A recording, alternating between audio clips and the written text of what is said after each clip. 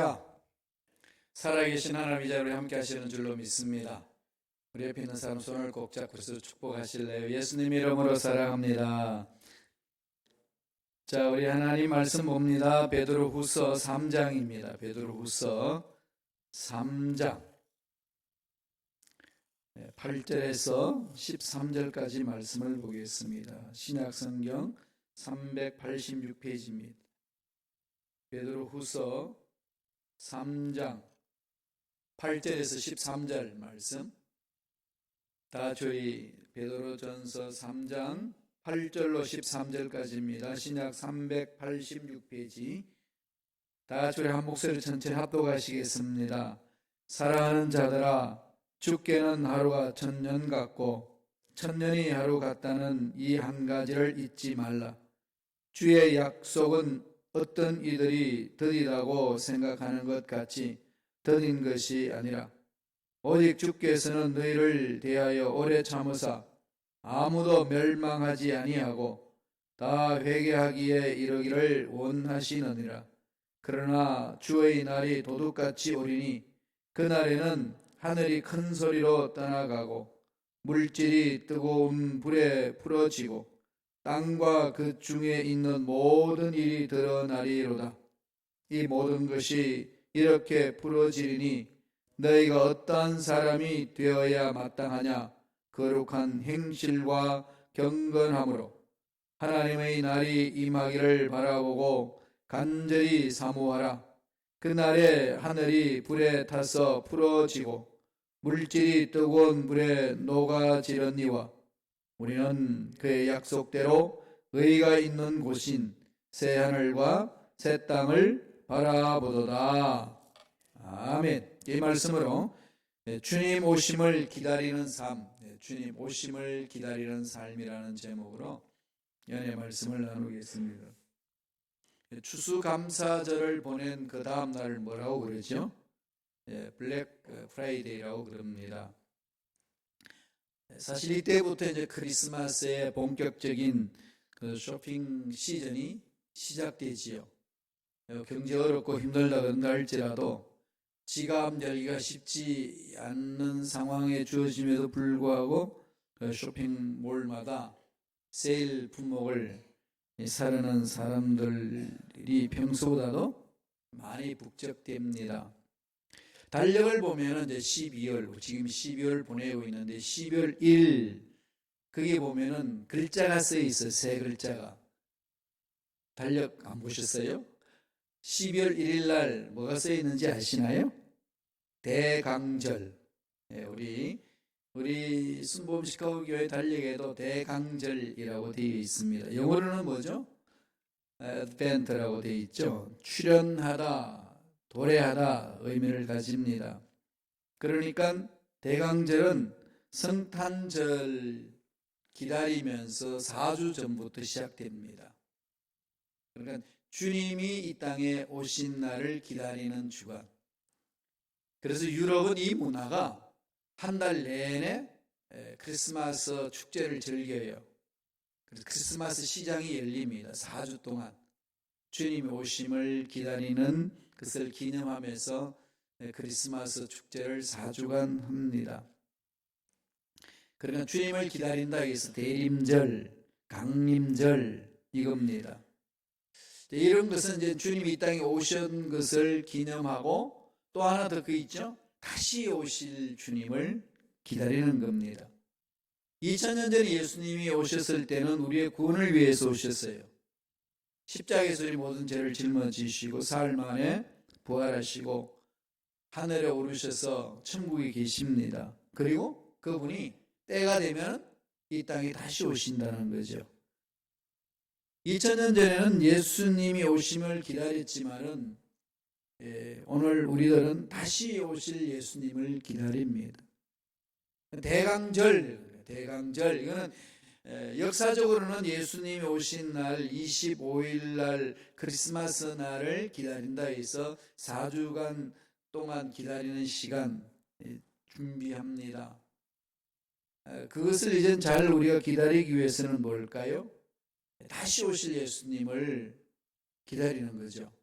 크리스마스를 잘 보내기 위해서는 뭘까요? 다시 오실 예수님을 늘 기다리고 있어야 돼요. 같이 나가는 거예요. 같은 상황 속에서. 그런데 지금 크리스마스 때 처음 예수님 2000년 오셨을 때는 뭐죠? 나귀 타고 오셨어요. 나귀 타고 예루살렘 입성했죠. 그 일 이전에 구유에서 태어났습니다. 예루살렘 입성할 때는 나귀를 타고 입성을 했어요. 그리고 십자가에서 못 박혀 돌아가셨습니다. 그리고 이제 부활하고 승천하신 거죠. 그게 2000년 전에 예수님 오셔서 이루신 역사예요. 그럼 다시 오실 예수님 어떻게 하실까요? 만왕의 왕으로 옵니다. 2000년 전에 예수님은 어린 양으로 비유하고 2000년 후 이제 주님이 재림할 때 예수님 뭘로 비유할까요? 사자로 비유합니다. 그래서 동물을 이렇게 그릴 때는 어린 양으로 오신 예수님, 사자로 오시는 예수님. 사자로 오시는 예수님, 그때는 뭐죠? 영광의 멸관을 쓰시고 구세주가 아니라 심판주로 옵니다. 그때는 구원이 아니고 심판하는 거죠. 구원, 예수 믿는 사람은 영원한 천국에 살 수 있도록 길을 열어주시고 예수 믿지 않는 사람은 그 자리에서 심판을 받습니다. 이게 차이가 있는 거죠. 십자가에서는 구세주로 오셨고 다시 오실 예수님은 심판주로 오십니다. 그러므로 그 다시 오실 주님을 기다리면서 사는 삶이 우리의 신앙생활입니다.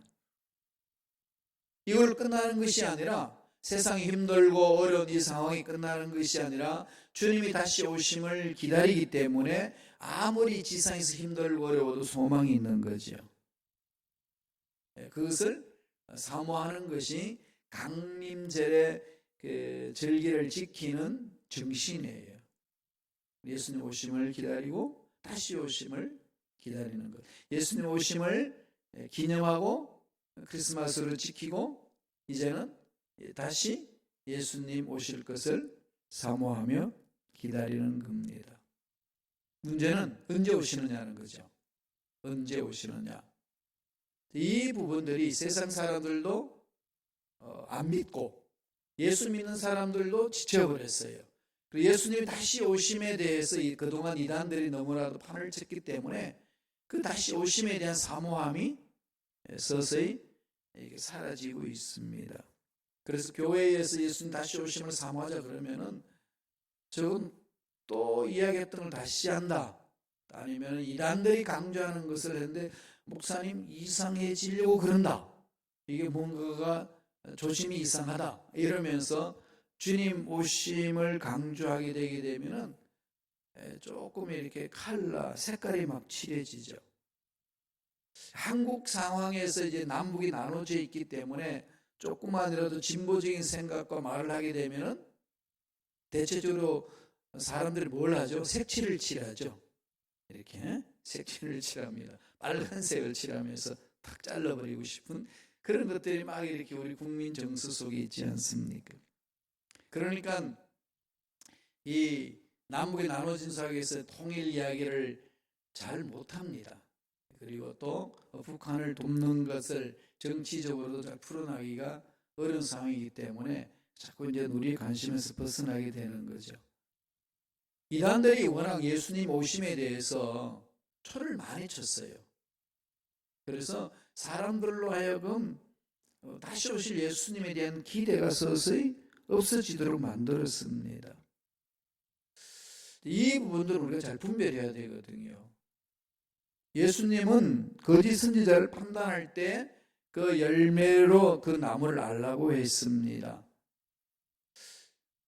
이런 상황을 계속 예수님이 이제 말씀 많이 하셨는데 초대교회에 베드로가 베드로 전후서를 쓸 때 상황은 예수님이 다시 오시기를 기다렸거든요. 왜냐하면 예수님 그렇게 하셨어요. 너희들을 본 그대로 내가 다시 오마 속히 오리라 이렇게 말씀하고 가셨는데 이젠 막 그 선조들이 막 죽습니다. 믿음 일꾼들이 죽어나가고 있어요. 사도들도 이렇게 순교당하고 있습니다. 그래도 예수님이 안 오시는 거죠. 이러니까 사람들 마음에 뭐가 있겠어요? 이거 오시면 어떻게 될까? 이런 마음을 갖는 거죠. 기다림에서 지치는 현상이 일어납니다. 그러면은 안 기다리는 거죠. 없다. 그래서 이단들이 이걸 파고 들어와요. 무슨 예수님 다시 오셨냐? 예수님 재림 없다. 재림의 소망을 사라지게 하는 거죠. 만약에 재림의 소망이 사라지면 어떤 일이 있을까요? 심판이 두렵지 않는 거죠. 그냥 삽니다. 내세에 대한 소망이 막연해지는 거죠. 그러면 내세에 대한 소망이 막연해지면 이 현실이 전부입니다. 그래서 무신론 철학자들은 여기에 대해서 강력하게 도전해 오잖아요. 그 무신론 철학자 중에 사르트르라는 철학자는요, 본질보다도 실존이 앞선다 이런 말을 했어요. 그게 되게 고상스러운 말 같잖아요. 근데 그게 정말 사람을 죽이는 거거든요. 그러니까 인간의 본질이 뭐냐? 없다는 거죠. 무슨 인간의 본질이냐? 지금 살고 있는 이 삶이 전부지. 그런데 성경은 다르게 말하죠. 하나님의 형상대로 지음을 받았다는 거지.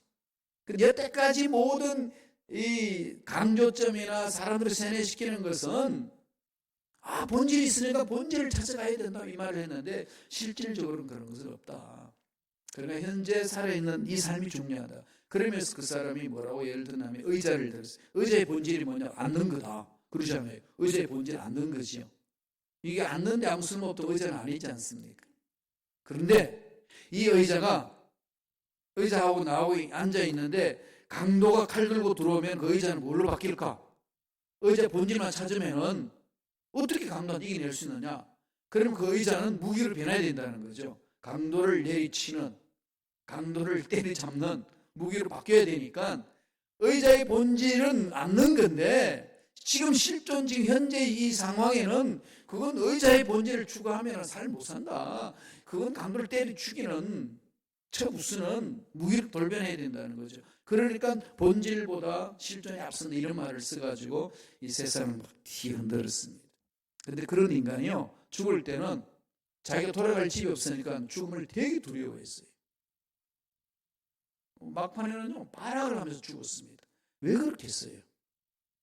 정말 가야 될 곳이 없으니까 발악할 수밖에 없잖아요.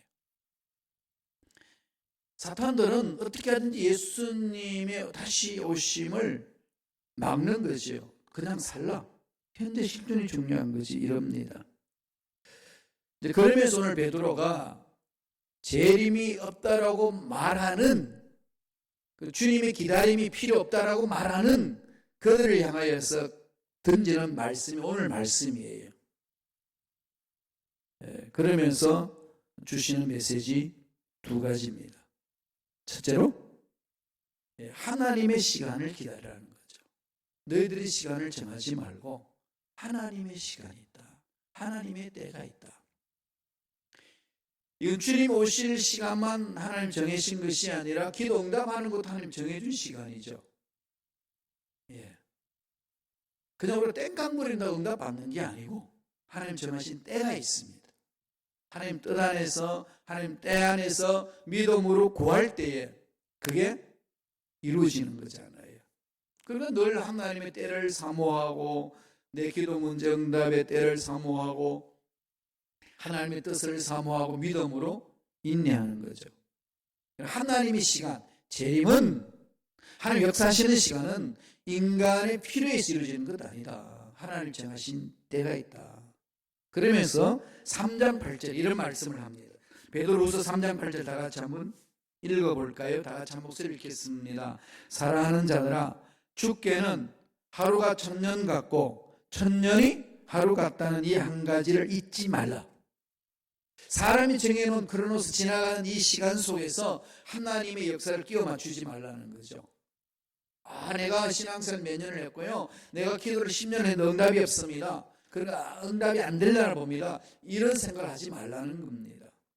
하나님 정하신 시간은 우리가 생각하는 시간 계산과 다르다는 거죠. 그러면서 하루가 1000년 같고 1000년이 하루 같다.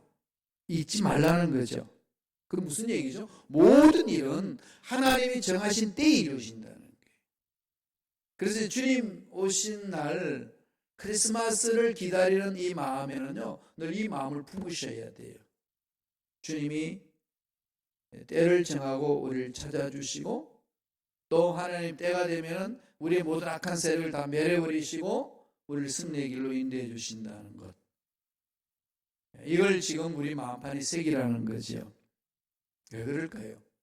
사실 우리 하나님의 생각을 다 담아내지를 못합니다. 무궁무진하거든요.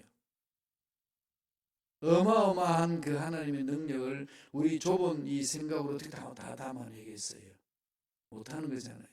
말씀을 보죠. 이사야가 그 부분에 대해서 설명을 해 주었어요. 이사야 55장 8절 9절입니다. 다 같이 한 목소리 읽겠습니다. 이는 내 생각이 너희 생각과 다르며 내 길은 너희의 길과 다름이니라. 야훼의 말씀이니라. 이는 하늘이 땅보다 높음 같이 내 길은 너희 길보다 높으며 내 생각은 너희 생각보다 높음이니라. 하나님의 생각 갖고 전 우주를 다스리시는 그 생각을 우리가 이 지구 땅에서 경험한 가지고 재단을 해버리면은 하나님이 행하시는 일들을 체험하지 못한다는 거예요. 우리는 믿음의 세계이기 때문에 하나님이 행하시는 것을 눈으로 보고 손으로 잡은 것만 하는 것이 아니라 눈에 보이지 않고 손으로 잡을 수 없는 그 속에 믿음으로 그분을 신뢰하기 때문에 믿음의 역사는 우리가 경험한 이성석에 갖춰 놓을 수 없다는 겁니다. 그런데 우리들은 자꾸 그렇게 그런 게 있잖아요. 그죠? 여러분 캐치 길에 있다가 여기 센트럴 로드 길로 오는 과정을 한번 더듬어 보세요. 어떠셨어요? 어떤 과정을 여러분 경험해 보셨습니까? 정말 더듬어 보면은 안 되는 일이었잖아요. 여러 가지 정말 안 되는 일이었거든요. 실무진들은요, 직접 여기 간여에 뛰어들었던 사람들은요, 매 순간 가슴 앓이를 했어요. 이게 안 되는 일들이 이게 막 쌓여 있으니까 그걸 풀어나가는데 하나님은 은혜를 주셔서 이끄시는 거죠. 우리의 생각과 하나님 생각이 다르다는 걸 다 아는데 실질적인 우리 신앙생활에 적용해 나갈 때 이 부분들을 너무 막연하게 생각한다는 겁니다. 그러므로 주님 오심을 사모하는 저와 여러분들은 인간의 시간 개념으로 판단해서는 안 된다는 거예요. 기도 응답 받는 것도 인간의 생각 개념으로 판단해서는 안 됩니다. 하나님의 시간 속에 들어가야 되는 거죠. 정하신 시간. 하나님이 이루시는 거죠. 그러니까 늘 우리는 하나님 때를 기다릴 줄 알아야 돼요. 훈련하시는 거죠. 말씀 안에서. 그리고 인정해야 될 것은 뭘까요? 하나님의 때가 가장 좋은 때라는 것. 내 문제, 이 문제 해결돼야 된다고 부르짖지만은 하나님이 거기에 대해서 no 그런다고 하나님이 날 버리신 일을 행하시는 분이 아니라 하나님의 때를 따라서 돕기 때문에 그러신다는 거죠.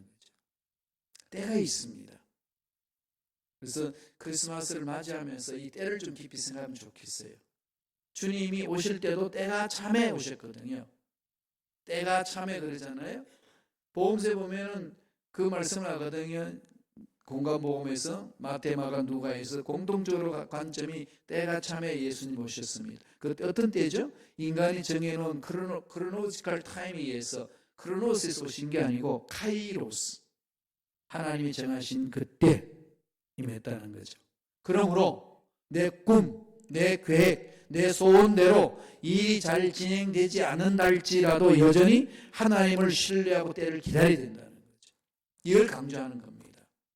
이게 정말 중요한 부분이 신앙생활에 이걸 많이 놓치거든요. 그래서 이단이 이렇게 휩쓸고 또 문제로 이렇게 우리를 흔들고 이러면 막 흔들려 버려요. 그리고 이걸 분명히 잊지 말고 가지고 있으라는 거죠. 우리는 멀는 것 같지만은 하나님 보시에는 하루처럼 해버린다.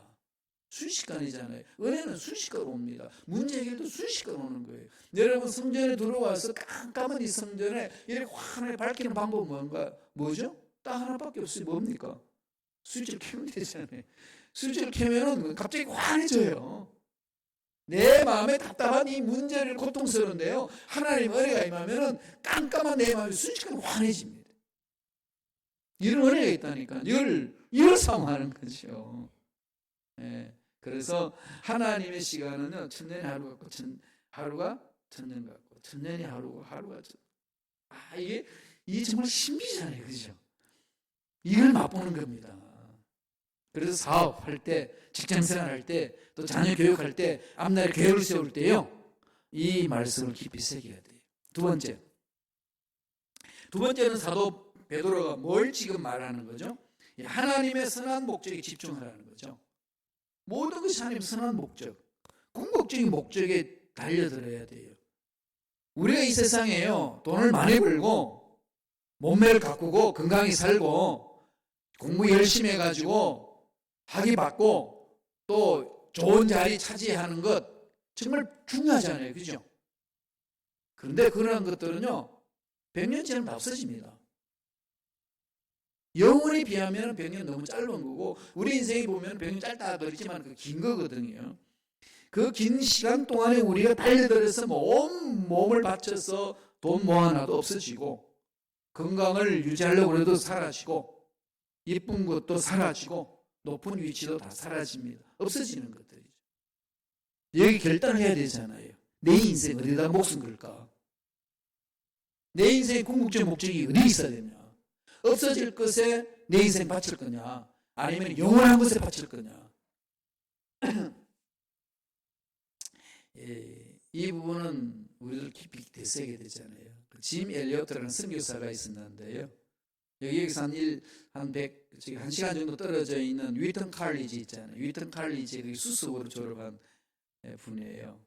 그런데 이 아웃가족, 남미에 있는 아웃가족들을 선교하기 위해서 열심히 그들의 언어도 배우고 그들의 문화도 배우고 그리고 또 항공 기술도 배워가지고 경비행기 타고 들어가가지고요, 총 다 이제 혹시 생명을 보존하기 위해서 총도 다 차고 들어갔어요. 들어가가지고 복음을 전하려고 시도하다가 거기에 있는 원주민들한테 창에다가 맞아 죽습니다. 찔려서 죽거든요. 그때 기독교 잡지 뉴스투데이인가 또 타임즈인가 그런 데서요, 특별했어요. 이게 무슨 낭비냐? 장래에 총방받았던 그 젊은이들이 무슨 무모한 짓을 하냐? 이게 낭비다. 그래가지고 그냥 막 그 절제하도록 또 하고 뭐 지혜롭게 해야 된다 그러고 별말을 다 했습니다. 그런데 그 말을 신문을 들었던 짐 엘리어트 선교사의 부인이 그 결혼을 했는데요, 그 부인이 그 신문 기자에게 항변해서 말했습니다. 낭비라뇨. 왜 이게 낭비입니까? 짐 엘리어트는 자기 일기장에 영원한 것을 위하여 지금 유한한 이것을 다 갖다 쏟아붓는 것은 낭비가 아니고 참으로 하나님 나라의 투자다. 그 사상이라는 거죠. 영원한 것을 위하여 유한한 이것을 던지는 것이 왜 낭비냐. 그래서 그 짐 엘리어트 부인들이 짐 엘리어트 부인들이 아니라 짐 엘리어트 부인과 거기 있는 동료들이 다 아우카로 종교인으로 들어가잖아요. 열심히 섬겼어요, 간호사로. 그럴 때는 추장이 그럽니다. 당신 누구냐? 너희들 누구냐? 그 아우카족은 부인, 여자들은 공격하지 않거든요. 그거 모르고 들어갔어요. 똑같이 목숨 바쳐서 헌신하러 들어갔는데 그들의 종족은 여자는 창으로 죽이지 않습니다. 외부가 들어와도. 그래서 승김을 받다가 알게 됩니다. 당신들이 죽인 그 남자의 부인들이라고. 어떻게 했어요? 그 사람이 감동되죠. 뒤집어집니다. 무릎을 꿇고 예수를 영접해요. 그래서 그 추장이 나중에 이제 그 바뀌고 그 아들이 또 예수를 믿고 목사되고, 그래서 그 교회가 썼습니다. 궁극적인 목적을 향해 달려가는 그 역사의 결과 아니겠습니까? 이건 우리들이 깊이 되새겨야 되는 거죠. 그래서 베드로전서 후서 3장 9절 말씀 한번 읽어보실까요? 베드로후서 3장 9절 말씀 다 같이 읽겠습니다. 주의 약속은 어떤 이들이 더디다고 생각하는 것 같이 더딘 것이 아니라 오직 주께서는 너희를 대하여 오래 참으사 아무도 멸망하지 아니하고 다 회개하기에 이르기를 원하시느니라. 왜 재림이 늦어지냐? 왜 주님 오심이 늦어지냐? 딱 결론 내리죠. 다 구원받도록 기다려 주시는 거다, 하나님이. 하나님의 선한 목적은 사람을 살려내는 것이지, 어떤 타임테이블을 딱 정해가지고 그 만나 만나를 맞추신 하나님이 아니라 사람을 살리는 것이 궁극적인 목적이다. 하나님의 역사는 거기에 있잖아요. 교회 공동체 해야 될 일은 여기 있는 거죠. 사람을 살려내는 것. 하나님의 선한 목적은 거기에 있습니다. 우리 신앙생활은 중심이 그렇게 들어가야 되는 거죠. 예, 사람을 살리는 것. 재림이 늦어지는 것은 주님이 안 오시는 것이 아니라 오시기를 자꾸 연기가 되는 것은 많은 사람들을 멸망치 않고 회개하여 구원을 얻도록 하기 위함이다. 전부터 제가 말씀드렸는데 구약에 보면은 에녹의 아들이 있잖아요. 에녹의 아들을 낳는데 누굴 낳았죠? 머두셀라. 에녹이 머두셀라의 뜻은 머두 죽음이고 셀라 찬양하라. 죽음을 찬양하라 이름을 정했어요. 자기 아들 이름 그렇게 지는 사람이 어디 있어요? 그건 죽음을 맛본 거지요. 그리고 나서 머두셀라를 낳고 나서 에녹은요 300년간 하늘에 동행했다고 그랬습니다. 죽음도 보지 않고 하늘 나라에 갔다고 했습니다. 그런데 머두셀라가 몇 세까지 사시는지 아시나요? 969세. 여기 한번 퀘스천 다뤄보세요. 왜 하나님이 머두셀라를 969세까지 살려주셨을까요? 꼭 성경 퀴즈 할 때 이 세상에서 가장 오래 사는 사람이 누굽니까? 이런 일을 하라고 오래 살게 해주셨나요? 무엇 때문에? 머두셀라 죽음을 찾는 이 말은 이 아들이 죽는 날에 심판이 온다. 그 뜻이거든요. 이 아들이 죽는 날에 심판을 보낸다. 우리는 홍수 심판을 알지만 그 당시에는 그게 뭔지는 몰랐어요. 그래서 늘 에녹은 머두셀라 삶에 집중했겠지요. 그래서 죽는 하나님 부르시는 그날까지 동행했더라고 성서는 증언합니다. 그럼 하나님의 역사는 뭘까요? 기다림이죠. 기다림. 죄인들이 돌아오기를 기다리는 거죠. 오래 참습니다. 이게 하나님의 성품이에요. 그리고 하나님 닮아가면서 오래 참는 훈련을 해야 되죠. 그러나 영원토록 참지는 않습니다. 때가 되면 심판이 많은 거죠. 하나님은 사랑의 하나님이시지만 심판 하나님이시기 때문에 그 순간에 임합니다. 그때는 심판이 있는 거죠. 그래서 크리스마스를 바라볼 때는요, 이 마음을 두 가지 다 가지셔야 돼요. 때를 따라서 때가 참에 예수님이 구세주로 오셨고 그날을 기념하는 날이고 또 다시 예수님이 다시 오실 거다. 그때 나는 어떻게 맞이할 것인가? 이걸 마음판에 새기는 것 아니겠습니까? 베드로는 주님 오실 그때를 이렇게 묘사하고 있어요. 좀 길지만 다 같이 읽어볼까요? 베드로 후서 3장 11절에서 13절이에요. 다 같이 천천히 읽습니다. 거룩한 행실과 경건함으로 하나님의 날이 임하기를 바라보고 간절히 사모하라. 그날에 하늘이 불에 타서 부러지고 물질이 뜨거운 불에 녹아 지렸니와 우리는 그의 약속대로 의가 있는 곳인 새하늘과 새 땅을 바라보노다. 주님이 재림함 이래서 일어난다는 거죠. 2차 대전 때에 일본의 원자폭탄 떨어뜨릴 때에 B-29기가 원자폭탄을 싣고 히로시마로 날아갔잖아요. 그래서 원자폭탄을 떨어뜨리고 기술을 돌려 전속력으로 히로시마 지역을 벗어났습니다. 근데 원자폭탄이 떨어져서 폭발하는 순간에 거기에 있는 이 조종사들이 본 것을 증언하는데요. 그 사진 찍고 그랬잖아요. 불덩어리 같은 강한 바람과 함께 사방으로 퍼지는데 2.4km 내에 모든 물건, 생명체 다 사라져 버렸다. 2.4km. 히로시마를 중심으로 해서 2.4km 다. 그러니까 어마어마한 그 불길이 하늘을 솟아오르는 거죠. 주의 날에 일어날 현상을 베드로가 그렇게 표현을 합니다. 하늘이 불에 타서 부러지고 물질이 뜨거운 불에 녹아지렸니와 그래서 일어나는데 우리는 보호함을 받는다는 거죠. 예수님을 믿는 자가 보호함을 받는 거 아니겠습니까? 그럼 어떻게 살아야 되냐는 거죠. 주님 오심을 기다리면서 어떻게 살아야 될 것이냐. 궁극적인 목적을 향해 달려가야 된다는 거죠. 하나님이 원하시는 궁극적인 목적을 향해 달려가야 되는 겁니다. 그리고 돈을 벌어도 예수를 닮아야 되는 거고, 일을 해도 예수를 닮아가야 되는 거고, 자녀를 양육해도 예수를 닮아가는 거고, 공동체 선신하는 것도 예수를 닮아가는 거죠. 예수를 닮아가는 모든 삶이 아니면 다 그게 헛거라는 겁니다. 그래서 베드로전서 1장 15절에 이렇게 베드로가 강조합니다. 베드로전서 1장 15절 다 같이 한 목소리 읽습니다. 오직 너희를 부르신 거룩한 이처럼 너희도 모든 행실에 거룩한 자가 되라. 그 거룩을 사모하는 거죠. 말씀에 쓰는 걸 사모하는 겁니다. 주님 오실 날을 기다린 자의 삶이에요. 크리스마스를 기념하여서 기다린 자의 삶입니다. 그게 지금 우리가 살아야 될 모습이라는 거죠. 이게 지금 우리한테 던져준 겁니다. 그래서 우리는 여기 달려가야 돼요.